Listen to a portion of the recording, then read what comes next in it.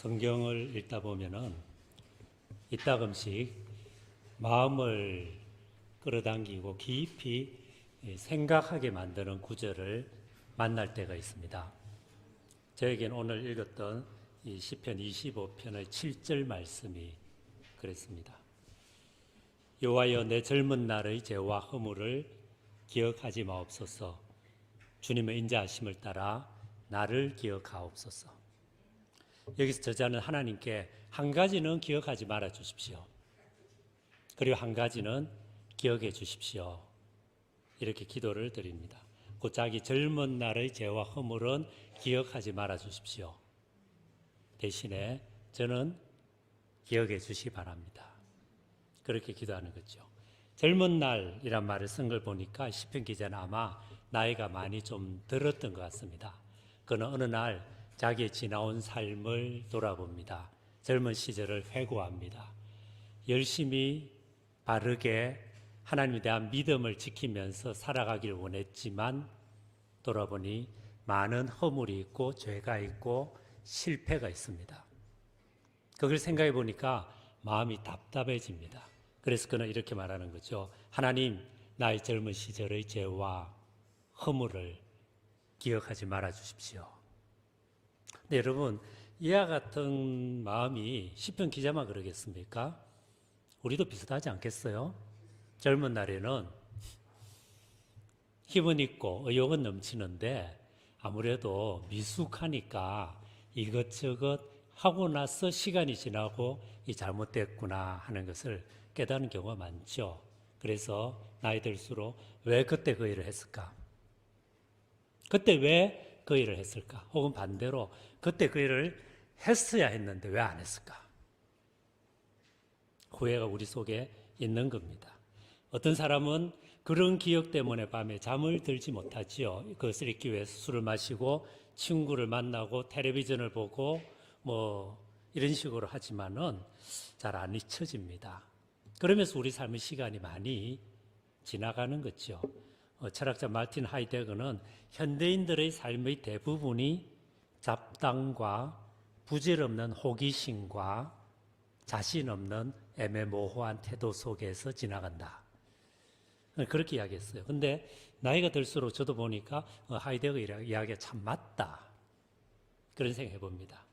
우리 삶의 많은 부분이 잡담과 부질없는 호기심과 자신 없는 애매모호한 태도 속에 지나가는 경우가 많죠.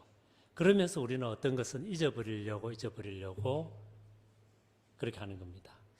실제로 세월이 지남에 따라 잊을 수 있죠. 아픔이 덜할 수 있죠. 세월이 약이 될 수 있습니다. 그러나 다 잊을 수 있는가? 그렇지 않죠. 우리는 자신의 죄와 허물을 잊기 어렵습니다. 그리고 다른 사람이 나에게 한 죄와 허물도 잊고 용서하기 어렵습니다. 여기서 이제 젊은 날이라고 하는 본문의 말씀을 보면서 저는 말씀을 준비하면서 제 젊은 시절, 특별히 제가 신학대학원 학생일 때의 일이 기억이 났습니다. 27살, 28살, 한참 그야말로 젊은 날의 이야기예요. 하나는 다른 사람이 저에게 잘못한 일이고 하나는 제가 잘못한 일입니다. 먼저 다른 사람이 저에게 잘못한 일이죠. 제가 신학대학원 2학년이었던 어느 주일날 폭설이 내렸습니다. 10년 만의 폭설이라는 말이 들을 정도로 서울 시내 교통이 눈으로 완전히 두절돼 버렸습니다. 버스는 끊어졌고, 근데 주일이니까 교회는 가야 되겠고, 제가 중고등부를 지도하고 있었는데 가야 되잖아요. 그래서 제가 신학교 기숙사 있던 광장동에서 경희대학교 앞에 교회가 있었는데 거기까지 가는데 택시를 탔습니다. 택시가 2시간 걸렸어요. 미터기가 툭툭툭툭 떨어지는데 가난한 전도사였던 저는 그때마다 상당히 마음이 좀 그랬습니다. 근데 중간에 누가 이렇게 합성을 하게 됐어요. 그때만 해도 합성이라는 거 합성 아시죠? 합성 모르세요? 합성했으면 그래서 이제 내면은 이제 조금 적게 우리는 내고 기사는 2사람분을 받으니까 이제 더 좋고 합성을 그때 많이 했습니다. 근데 누가 합성을 하게 됐는데 안면에 있는 우리 학부 신학과 학생이었습니다. 그이가 이제 자기 그 여자 선생님 한 명하고 같이 찼어요. 그래서 마음속에 다행이다. 저 친구하고 나눠내면 좀 부담이 덜하겠구나 싶었습니다. 계속해서 갖고 그 친구도 거의 1시간 반을 타고 갔어요. 근데 내릴 때가 됐는데 자꾸 제 눈치를 보더니 저를 뒷자리에 앉아있는 저를 빼꼼 쳐다보고 하는 말이 선배님 감사합니다. 그걸 그냥 내려버렸어요. 그날 저는 그 친구의 택시비까지 내고 식권을 살 돈이 없어가지고 그 한 달을 좀 힘들게 지냈던 적이 있었습니다. 학교에서 그 친구 볼 때마다 괘씸하죠. 무슨 저런 얌체 녀석이 신학생이 돼가지고 그러냐 뭐 그런 생각이 있었습니다. 네, 그런 일이 있었고 잊어버렸는데 반전이 일어납니다. 한 10년 전에 저희 학교에 중국 선교사 한 명이 와서 채플실에서 설교를 했습니다. 설교를 하는 중에 예배를 드리면 제가 보니 뭔가 안면이 있어요. 어디서 봤는데 싶었는데 그 친구였습니다. 그는 아주 열정에 복음에 대한 열정으로 가득 차 있는 정말 좋은 선교사가 되어 있었습니다. 예배를 마쳤고 같이 이제 교수들과 식사하는 중에 그 친구는 저를 기억은 했지만 그때 그 일은 전혀 모르는 것 같았습니다. 저도 뭐 구태여 그 일을 이야기할 건 없잖아요. 그래서 같이 식사하고 이야기 나누다가 헤어졌습니다. 그러나 젊은 날의 그 기억은 있는 거죠. 우리의 젊은 날의 죄와 허물을 기억하지 말아 주십시오. 반면에 자신의 잘못도 기억을 잊기가 쉽지 않죠. 역시 신학대학원 2학년 때 27살 때 28살 때 일입니다. 학교에서 신앙사경회를 갔어요. 제가 조장이 돼가지고 한 5번 정도 소그룹 모임을 해야 됐습니다. 7, 8명 이런 소그룹이었습니다. 근데 그때 저는 너무 삶을 규범적으로 살아왔다.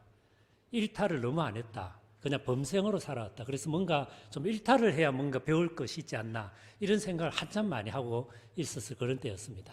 그래서 친구 한 명하고 이야기하는 중에 그 친구가 먼저 저를 꼬드겼는지 제가 먼저 했는지 기억이 안 나는데 야 우리 그만두자 탈출하자 뭐 그렇게 해가지고 결국 그 모임을 빠져버렸습니다. 제가 빠졌기 때문에 한 5번 정도 소그룹 모임은 상당히 어려움이 있었을 겁니다. 그게 그 이후로 상당히 오랫동안 마음에 언짢게 남아 있었습니다. 미안하죠. 그러면서 마음속에 이제 그 뒤로 저는 이제 목사 안수도 받았고 뭐 신학교 교수도 됐고 한 번씩 가서 말씀도 전하는데 혹시나 제가 참여한 그 모임에 그때 그 멤버 중에 한 명이라도 와서 제가 이제 인도하는 모임을 본다면 어떤 생각하겠습니까? 그 가장 기본적인 약속도 지키지 못하던 무책임한 사람이 무슨 설교를 해? 그런 생각하지 않겠어요? 우리 젊은 날의 죄와 허물은 여전히 남아있는 겁니다. 아무튼 우리는 기억 때문에 힘들고 기억 때문에 상처를 입습니다. 너무 힘든 경우는 자다가 벌떡 일어나 괴로워할 정도로 자기를 받아들이기 어렵죠. 제가 토론토 대학교에서 공부할 때 이제 우리 집사님 중에 한 분이 어머님이 한국에 계셨는데 암이었습니다. 그래서 이 무남동녀 외딸이었기 때문에 딸이 있는 데서 죽어야겠다. 어머님을 내가 임종을 지켜드려야겠다 싶어서 초청을 했습니다. 처음엔 예배 참석하셨어요. 근데 몸이 점점 약해지니까 예배 참석할 수 없게 돼가지고 그때 우리는 캐나다 교회를 빌려서 예배를 드리고 있었기 때문에 오전이 시간이 있었습니다. 그래서 제가 저희 가족들과 같이 가서 오전에 그 한 분 권사님 위해서 그 집에서 예배를 드리고 그리고 와서 오후 예배를 인도하고 이런 식으로 시간을 보냈습니다. 근데 이제 권사님하고 같이 예배를 드리면은 이분이 항상 이런 이야기를 해요. 목사님, 제 나이 이제 70 넘었는데요. 살 만큼 살았는데요. 딴 거는 다 괜찮은데요. 하나님 보기가, 하나님 뵙기가 너무 죄송해요. 주님 뵙기가 너무 부끄러워요. 항상 그러시는 거예요. 제가 그런 이야기, 그때마다 그런 이야기를 했습니다. 권사님, 우리가 암만 잘 살아봤자, 암만 훌륭하게 잘 살아봤자 다 인간이 거기서 거기입니다. 뭐 크게 대단할 거 없습니다. 그냥 우리가 은혜로, 긍휼로 하나님 앞에 가는 것이 우리 행위로 갑니까? 공로로 갑니까? 우리 잘한 것으로 갑니까? 그런 거 없습니다.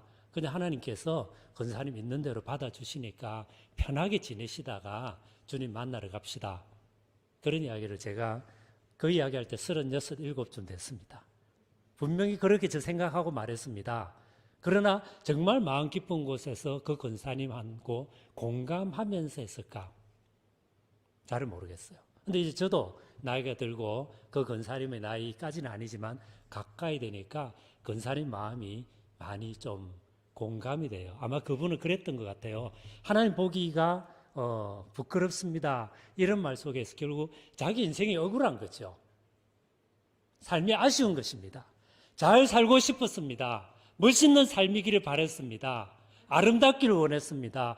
그러나 그러지 못한 실패와 허물과 죄가 나이가 많이 들어서 찾아오는데 그것을 바꿀 기회는 이제 없구나. 누군가 그랬습니다. 죄 많이 지은 노년보다 더 비참한 것이 어디 있을까? 죄 많이 지은 노년보다 더 비참한 것이 어디 있을까? 그런 아쉬움 같은 것을 그분은 그래도 일생 신앙생활 한다고 하면서 했는데도 여전히 있었던 것이죠. 그런 마음 없는 사람이 어디 있겠습니까? 근데 문제를 더 심각하게 만드는 것은 사람들은 우리의 잘못을 잊어줄 수 있고 또 자기 자신도 자기 문제를 잊을 수 있다지만 하나님 다 아신다는 겁니다. 성경은 하나님이 전지한다고 말합니다. 모든 거 아신다는 거죠. 불꽃 같은 눈으로 우리를 쳐다보고 있다고 합니다. 그렇다면 하나님 앞에서 속일 수 있는 것이 아무것도 없어요. 우리의 모든 생각, 잘못된 태도, 잘못된 행동, 죄된 삶, 무엇도 하나님 앞에서는 속일 수 없습니다. 시편 139편의 시편 기자는 이를 이렇게 표현합니다. 내가 주의 낯을 피하여 어디로 가리까? 내가 앉아도 아시고 일어서도 아시고 내 생각을 아십니다. 내가 새벽 날개를 치며 먼 바다로 나아가도 하나님이 거기도 계십니다. 어쩌면 이 시편 기자는 자기를 쳐다보고 있는 모든 것을 아시는 하나님의 눈길이 너무나 부담스럽고 두려워서 떠나가고 싶었던 것 같아요. 그래서 실제로 상상 속에 떠나갔든지 아니면 실제 떠나갔든지 몰라도 하여튼 떠나갔어요. 떠나갔는데 새벽 날개를 치며 갔는데 거기에서도 하나님의 쳐다보심이 있다라고 하는 걸 본 겁니다. 이것을 폴 틸리라고 하는 현대신학자는 이 본문을 가지고 설교 제목을 이런 설교를 했습니다. 하나님으로부터의 도피. 하나님으로부터의 도피. 우리 마음 깊은 곳에서는 모든 것을 보시고 모든 것을 아시는 하나님이 있다면 그런 하나님 부담스럽다는 것입니다. 그런 하나님 피하고 싶다는 것입니다. 그래서 시편 기자는 말합니다. 여호와여 주께서 죄악을 감찰하실 하실진데 주님이 죄악을 하나하나 살펴보신다면 누가 주의 앞에 서겠습니까? 누가 주의 앞에 서겠습니까? 그렇게 이야기하는 겁니다. 중세기 대신학자 토마스 아퀴나스에 대한 이야기가 있습니다. 아퀴나스가 한 번은 하나님 전능에 대해서 강의를 했습니다. 강의를 마친 다음에 학생 중에 한 명이 이렇게 질문했습니다. 선생님, 하나님이 전능에 대해서 강의하셨는데 그런데 혹시 하나님도 못하시는 것이 있습니까? 그랬더니 토마스 아퀴나스가 잠시 있다가 이렇게 이야기합니다. 예, 하나님도 못하시는 것이 있습니다. 하나님도 이미 일어난 일은 바꿀 수 없습니다. 하나님은 또 이미 일어난 일은 바꿀 수 없습니다. 여러분 우리가 한 번씩 SF 영화를 보면은 타임머신 타고 돌아가는 이야기 있잖아요. 과거로 갔다 미래로 갔다가. 근데 한번 생각해 보십시오. 실제로 그런 일이 있어서 과거로 돌아가서 바꾸고 싶은 것이 있잖아요. 저도 제 인생에서 바꾸고 싶은 게 있어요. 그래서 몇 살 때 돌아가서 이거 바꾸고 몇 살 때 돌아가서 이거 바꾸고 이런 상상을 한 번씩 해보셨어요? 안 해보셨어요? 저는 해봤어요. 그런데 다시 생각해 보면 실제로 그런 일이 일어났다고 해서 가서 바꾸었다고 합시다. 그럼 어떻게 됩니까? 뭔가를 하나 바꾸면 그것과 연관되어 있는 사건들도 바뀝니다. 다시 그것과 연관되어 있는 또 다른 사건들도 바뀝니다. 그리고 이 세상 모든 건 다 연결되어 있기 때문에 그렇다면 한 사람의 뭐 아주 사소한 걸 바꾸게 되면은 그 결과로 세계 전체의 방향이, 역사 전체의 방향이 바뀌어버리는 거예요. 그렇죠? 맞아요? 맞다고 해주시 바랍니다. 그래서 아퀴나스는 말하는 겁니다. 하나님도 이미 일어난 일은 바꿀 수 없습니다. 그렇게 이야기하는 겁니다. 그래서 우리의 죄와 우리의 허물과 우리의 상처와 우리의 실패도 바꿀 수 없습니다. 바꿀 수 없습니다. 그래서 우리는 할 수 있는 한 진실하고 정직하고 착하게 살지 않으면 안 됩니다. 하지만 이것으로 끝은 아닙니다. 여기에 하나님의 놀라운 다른 약속이 있습니다. 과거의 잘못과 실수와 죄악은 사라지지 않지만 이제 하나님은 예수 그리스도 때문에 예수 그리스도 안에서 예수 그리스도의 십자가 죽음으로 인하여 일어났지만 그 죄와 허물이 있지만 그것을 용서하시고 그것을 더 이상 기억하지 않는다 라고 성경은 말합니다. 성경은 말합니다. 오라 우리가 서로 변론하자. 너희 죄가 주홍 같을지라도 흰눈같이 될 것이다. 진홍같이 붉을지라도 양털같이 하얗게 될 것이라고 말합니다. 우리가 우리 죄를 자백하면 저는 미쁘시고 오로사 우리 죄를 사하시며 모든 불의에서 우리를 깨끗게 하실 것이요. 그래서 사도 바울은 이를 체험했기 때문에 이렇게 이야기합니다. 그런즉 누구든지 그리스도 예수 안에 있으면 새로운 피조물이라. 이전 것은 지나갔으니 보라 새 것이 되었다. 그런즉 누구든지 그리스도 예수 안에 있으면 새로운 피조물이라. 이전 것은 지나갔으니 보라 새 것이 되었다. 바울의 삶, 훌륭한 하나님의 사람이지만 그러나 바울 역시 인간입니다. 그도 자기 자신의 삶을 돌아볼 때 부끄러운 것, 수치스러운 것, 없었으면 좋았을 것, 지워버리고 싶었던 것들이 반드시 있었을 것입니다. 특별히 그에게는 몰라서 그렇지만 예수를 박해하고 교회를 핍박했던, 그래서 스스로 나는 죄인 중의 괴수라고 말할 수밖에 없었던 마음 깊은 곳이 있었던 것입니다. 그러나 예수를 만나고 예수 안에서 이 모든 것이 일어났지만 바꿀 수는 없지만 이미 용서받았고 하나님이 그래서 더 이상 기억하지 않으신다는 것을 깨닫고 말하는 겁니다. 그런즉 누구든지 그리스도 예수 안에 있으면 새로운 피조물이라, 새로 태어난 자라, 그리고 새로 살아갈 수 있는 자라. 나이에 관계없이, 과거의 실패에 관계없이, 지금 현재 상황에도 관계없이 지금 이 순간부터 새롭게 살아갈 수 있는 자가 되었다. 그렇게 선언하는 것입니다. 성경의 하나님은 거룩한 하나님이고 우리 모든 것을 아시는 하나님이지만 동시에 우리를 지극히 불쌍히 여기시는 분이고 용서하시는 분입니다. 그래서 성경은 말합니다. 동이 서에서 먼 것처럼 여호와께서는 우리 죄과를 우리에게서 멀리 옮기셨다. 죄와 과실입니다. 죄는 뭡니까? 의도적으로 잘못한 거예요. 과는 뭡니까? 모르고 혹은 능력이 없어서 잘못한 것입니다. 다 없는 것으로 여기게 해주시겠다는 것입니다. 그런데 하나님이 이런 용서와 사랑의 하나님임을 어떻게 압니까? 아니 그런 하나님이 있다는 것 자체를 과연 우리가 어떻게 알 수 있습니까? 그것은 예수 그리스도를 보면 압니다. 예수는 누구십니까? 하나님의 아들입니다. 스스로 신적인 분이십니다. 그런데 그분이 이 땅에 찾아오십니다. 실제로 예수는 사셨습니다. 예수란 분 있었습니다. 모든 역사학자들이 이 부분에 대해서 동의합니다. 그리고 오늘날 많은 역사학자들이, 성사학자들이 한때는 성경에 대한 많은 회의도 있었지만 그것이 계속 학문적으로 검토되어 가는 가운데 오늘날 성경이 말하는 실제 내용이 거의 그대로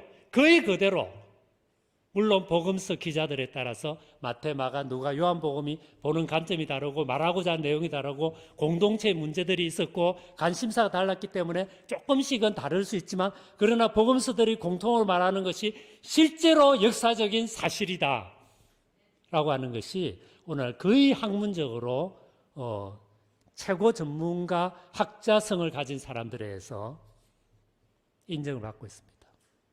그래서 예수가 있었고 복음서가 말하는 그 예수가 바로 실제 예수고, 그런데 그 예수는 용서와 사랑과 자비와 긍휼과 무한한 자기 희생을 통한 생명을 가져오신 분입니다. 그래서 이 예수를 보고 이 예수를 믿을 때 이 예수가 말한 하나님이 진짜 하나님이다 라고 고백하는 것이 기독교 신앙입니다. 저도 그래요. 때로는 예수를 믿지만 목사지만 신학교 교수지만 하나님이 때로는 잘 안 잡혀요. 하나님 뜻 모르겠을 때가 많아요. 성경 그때마다 뭐라 말합니까? 믿음의 주요 온전케 하시는 이인 예수를 바라보자. 예수 안에 나타난 하나님이 진짜 하나님입니다. 그런데 예수님은 어떤 분입니까? 무한한 용서와 무한한 긍휼의 사람입니다. 진리와 사랑이 온전히 한 인격 안에 통일된 인류 역사 속의 유일한 존재. 나와 하나님은 하나이다. 나를 본 자는 아버지를 보았다. 나는 부활이요 생명이니 나를 믿는 자는 죽어도 살겠다. 아브라함이 있기 전에 이미 내가 있었다. 말씀하시는 분입니다. 특별히 요한복음 7장을 보면 예수님이 가는 중에 잡혀온 여인 이야기 우리 아시잖아요. 한 여인이 간음하는 현장에서 잡혀왔습니다. 그래서 어떻게 했어요? 옷도 제대로 못 입고 수치스럽고 그리고 두려움에 붙잡혀서 구석자리에서 있습니다. 사람들이 돌멩이를 들고 치려고 합니다. 그러면서 예수에게 말합니다. 율법에 의하면은 이와 같은 죄를 범한 여인은 돌로 쳐서 죽이라 하는데 예수여 당신은 뭐라고 말하시겠습니까? 사람들이 흥분해 있는 걸 보고 예수님이 땅바닥에 글씨를 쓰십니다. 시간이 꽤 지났을 것 같아요. 사람들 흥분이 가라앉습니다. 그런 다음에 예수님 말씀합니다. 너희 중에 누구든지 죄가 없는 자가 먼저 여인을 돌로 치라. 그 말에 사람들이 마음에 찔림을 받아서 나이 든 사람부터, 이 참 독특해요. 나이 든 사람부터 한 명씩 떠나고 마침내 예수와 여인만 남습니다. 예수님이 여인에게 묻습니다. 당신을 정죄하는 자가 어디 있느냐? 보니까 없습니다. 없습니다. 다 사라져버렸습니다. 예수님 말씀합니다.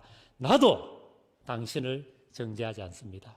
그러니 평안히 가십시오. 그러나 다시는 제가 찾아와서 당신을 붙잡지 않도록 죄로부터는 벗어난 삶을 사십시오.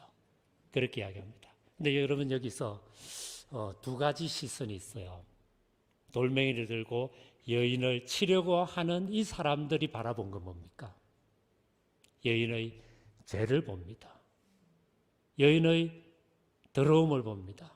여인의 율법을 어긴 것을 봅니다. 여인의 실패를 봅니다. 여인의 잘못을 봅니다.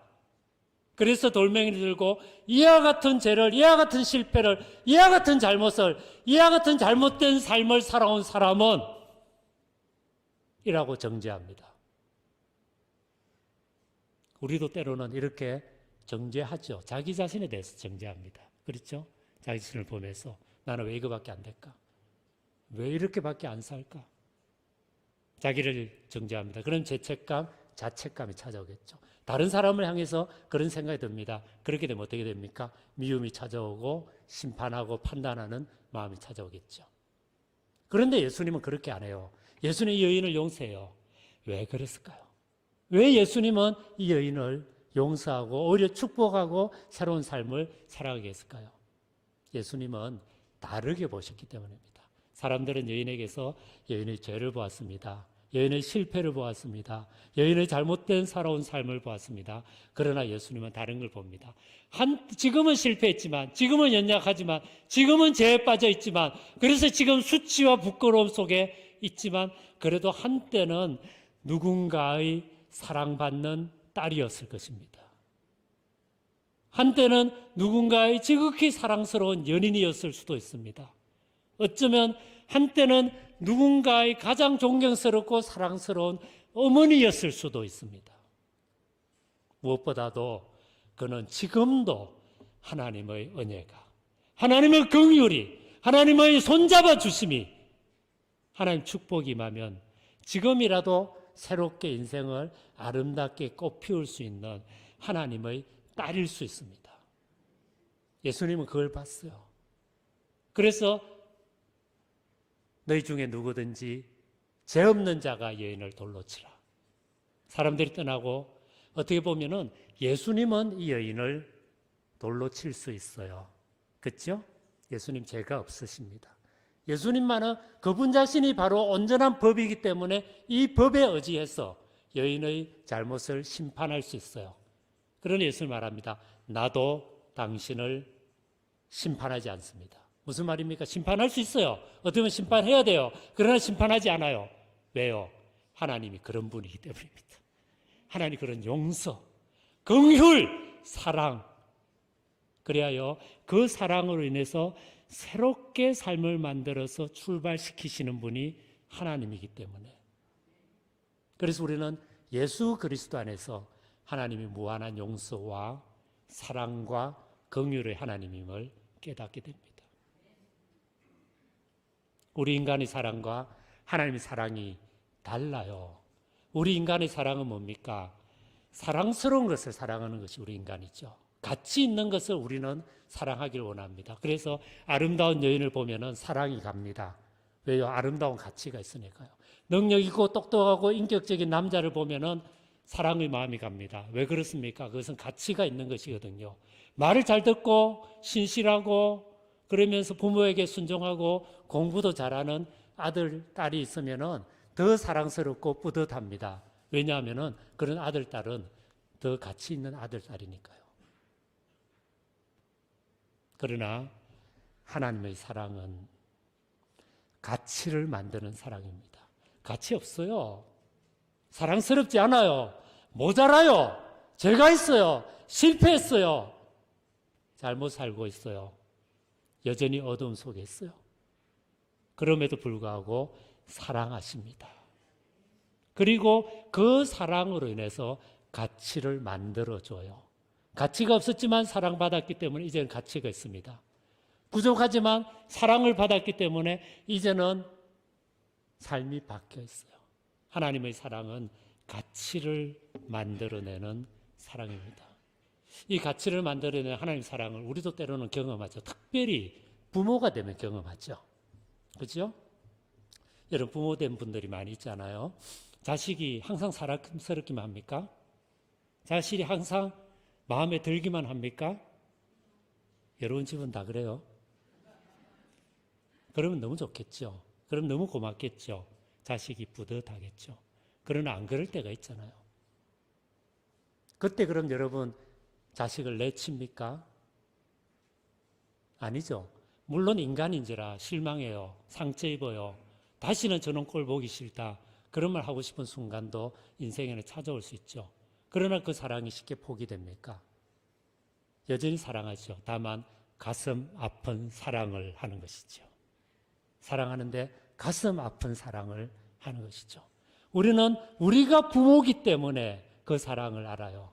그런데 이 부모의 마음을 주신 분이 누굽니까? 이런 인간을 만든 이가 누굽니까? 우리 아버지 되신 분이 누굽니까? 하나님이 그런 가장 깊은 용서와 사랑이에요. 그래서 용서하시는 사랑, 용서하고 사랑하고 가치를 만들어주는 이 사랑 때문에, 이 사랑에 의지해서 오늘도 우리는 또 살아가는 것입니다. 그것이 신앙이에요. 그게 믿음입니다. 십자가에 함께 달린 두 강도 이야기도 생각해 보십시오. 한 강도는 예수님을 비난합니다. 그러나 오른편에 달린 강도는 그 강도를 꾸짖으면서 이렇게 말합니다. 우리가 행한 일에 합당한 일을, 그런 결과를 당하지만 이분은 죄가 없지 않냐? 이분은 십자가에 이런 고통을 당할 이유가 없지 않냐? 그러면서 그는 예수에게 이렇게 부탁을 합니다. 예수여, 당신의 나라 임하실 때 나를 기억해 주옵소서. 예수여, 당신의 나라 임하실 때 나를 기억해 주옵소서. 여기서 이 강도는 예수여, 나의 잘못을 기억해 주십시오 라고 말하지 않습니다. 예수여, 나의 실패를 기억해 주십시오 라고 말하지 않습니다. 예수여, 나의 잘못 살아온 삶을 기억해 주십시오 말하지 않습니다. 그는 다만 예수여, 나를 기억해 주십시오 라고 말합니다. 그리고 예수님은 그에게 이렇게 답변해 주십니다. 내가 진실로 너에게 이르노니 너가 오늘 나와 함께 나그네 있을 것이다. 무슨 말입니까? 하나님의 용납이, 하나님의 받아들이심이 이 사람에게 주어질 것을 약속하는 거예요. 여기서 우리는 이 예수 그리스도를 통해서 하나님이 용서와 사랑의 하나님임을 압니다. 이 강도를 보십시오. 크게 잘 사는 삶이라고 말하기 어려울 것입니다. 그리고 특별히 뭔가 선한 일을 하지도 않았습니다. 그러나 그 마지막 순간 당신의 긍휼에, 당신의 용서에 제 몸을 의탁합니다 라고 하는 그 한마디 말로 그는 하나님의 무한한 용서를 체험합니다. 우리도 마찬가지예요. 우리가 지금까지 저질렀던 많은 잘못, 실패, 죄 있습니다. 사라지지 않습니다. 지금도 그렇고 앞으로 죽는 날까지 우리는 여전히 인간인지라 죄가 있고 허물이 있고 약점이 있고 실패가 있을 것입니다. 사라지지 않을 것입니다. 그러나 예수 그리스도 안에 있는 우리에게는 이 모든 것이 이미 잊혀졌고 용서받았고 새롭게 출발할 수 있도록 선물로 우리에게 주어졌습니다. 이것이 복음입니다. 이것을 믿는 것이 믿음입니다. 이것을 전하는 것이 교회입니다. 이것을 사람들에게 가르치는 것이 교회를 향한 부르심입니다. 필리핀의 어느 마을에 어떤 이상한 소녀가 있었답니다. 이 소녀가 예수님 한 번씩 찾아와서 마치 친구처럼 아주 편하게 대화를 재미있게 나누다가 떠나는 그런 소녀가 있었다는 소문을 그 지역 전체를 총괄하는 주교가 듣습니다. 그래서 아무래도 이상하다, 이 소녀를 만나봐야겠다 싶어서 가서 만났는데 아이가 보통 아이들보다 훨씬 성숙하고 신실하고 인격적으로 훌륭하고 기쁨이 차 있고 그래서 진짜 이 아이가 예수님을 한 번씩 찾아와서 만나주는 아이일 것 같다는 생각이 들었어요. 그래서 소녀에게 이런 말합니다. 다음에 예수님이 너 찾아오셔서 같이 이야기 나눌 때 한 가지 예수님께 좀 여쭤봐 달라.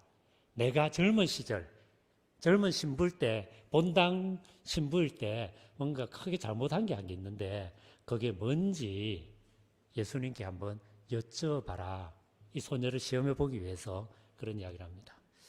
그리고 얼마 있다가 이 소녀가 이 주교를 찾아왔습니다. 그러면서 웃으면서 주교님, 예수님이 얼마 전에 제 찾아오셨어요. 그리고 재미있게 이야기 나눴는데요. 주교님이 물어본 것도 제가 여쭤봤어요. 그래, 예수님 뭐라 말씀하시더냐? 그랬더니 소녀가 이렇게 말합니다. 예수님께서 그 말씀을 듣더니 빙긋 웃으시더라고요. 그러면서 하신 말씀이 그래, 그 친구가 말이야. 젊은 시절에 어느 본당에 있을 때 사고를 치긴 쳤어. 그런데 너무 오래된 일이라. 나도 기억이 안 나. 그러니까 너도 가서 그 친구한테 말해라. 내가 기억 안 하니 너도 기억하지 말아라. 내가 잊어버렸으니 너도 잊어버려라. 내가 다 틀어버렸으니 너도 그거 신경 쓰지 말아라. 그리고 평안하게 지내라. 이렇게 말씀을 하십디다. 이 이야기예요. 주교가 이야기를 듣고 가만히 있다가 고개를 수그리고 눈시울이 붉어지고 눈물을 글썽글썽거리면서 이렇게 말합니다. 네가 만난 분이 정말 예수님 맞나 보다. 예수님 아니고는 누가 그렇게 쉽게 잊어주시겠니? 그렇게 이야기 끝납니다. 저는 이걸 책에서 보면 굉장히 감동적이었어요. 근데 전달을 잘 못해서 감동이 있었는지 모르겠어요. 근데 요점은 아시겠죠? 우리 인간이란 잘 못 잊죠. 자기를 용서하기도 어렵고 다른 사람을 용서하기 어렵습니다. 우리가 그렇다 보니까 하나님도 그러실 것이다. 우리 생각입니다. 십자가에 달린 예수를 보십시오. 믿음의 주요 온전케 하시는 이인 예수를 바라보십시오. 예수 안에서 하나님 보십시오. 예수 안에서 나를 보십시오. 예수 안에서 이웃을 보십시오. 예수님 안에서 교회를 보십시오. 예수님 안에서 자기 삶을 끊임없이 되돌아보십시오. 그리고 예수 그리스도의 십자가 죽음과 부활의 능력 안에서 지금 이 순간 오늘 우리 한 사람 한 사람이 그럼에도 불구하고 하나님 앞에서 해야 될 일들을 고백하면서 한 걸음 한 걸음 부르심의 길을 걸어가십시다. 하나님, 나의 젊은 날의 허물과 죄를 기억하지 말아 주십시오. 하나님, 저를 기억해 주십시오. 그리고 우리 하나님은 예수 그리스도 안에서 우리의 허물과 죄는 잊어버렸고 우리를 기억하고 우리를 기대하고 우리에게 힘을 주시고 오늘 남은 우리의 삶을 통해서 하나님 나라를 거룩하게 일구어 가기를 원하십니다. 우리는 소중한 사람들입니다.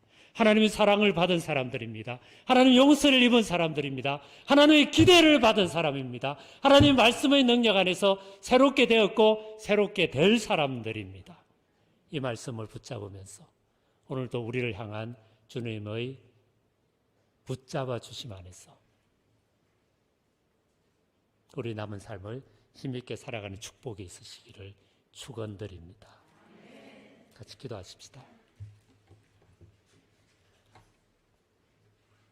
자기 귀에 들릴 정도로 기도하십시다. 예수 그리스도의 십자가 죽음과 부활을 통해 드러난 하나님과 우리 한 명 한 명을 향한 당신의 거룩하신 뜻을 알게 하옵소서. 그리고 저희 직업을 통해서, 가정을 통해서, 또 저희 남은 삶을 통해서 주님이 원하시는 삶을 걸어갈 수 있도록 힘을 주옵소서. 세상적인 성공의 길은 이제는 지났다 하더라도 하나님 앞에서 한 사람의 신앙인으로서 성숙의 길은 남아 있습니다. 그 길 잘 걸어가도록 힘 주옵소서. 같이 기도하겠습니다.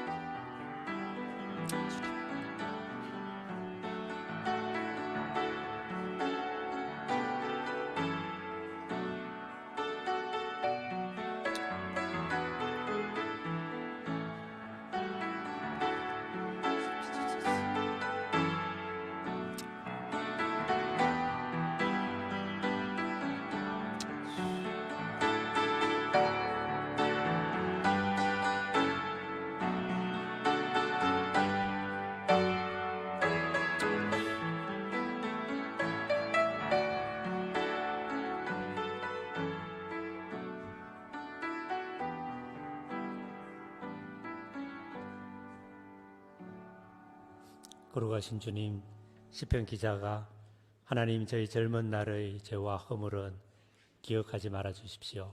하나님 당신의 자비와 긍휼로 저를 기억하여 주십시오. 라는 기도가 예수 그리스도의 십자가 죽음과 부활을 통해 마침내 우리의 것이 되고 예수 그리스도의 십자가 죽음과 부활을 통해 우리의 모든 허물과 죄는 사라지고 용서받으며 성령의 능력 안에서 우리 나이가 어떻든지, 우리 형편이 어떻든지, 우리 건강이 어떻든지, 우리 인생이 지금까지 어땠든지 관계없이 새로운 피조물로 살아갈 수 있게 하셔서 감사를 드립니다. 이 길 잘 걸어갈 수 있도록 다시 저희를 새롭게 하여 주옵소서. 예수 그리스도 이름으로 기도드립니다. 삶의 아픔이 성령의 능력 안에서 새롭게 변화되는 그런데 이 예물이 쓰일 수 있도록 교회의 분별력과 지혜와 믿음을 다하여 주옵소서. 성도님들의 삶을 축복하면서 기도합니다.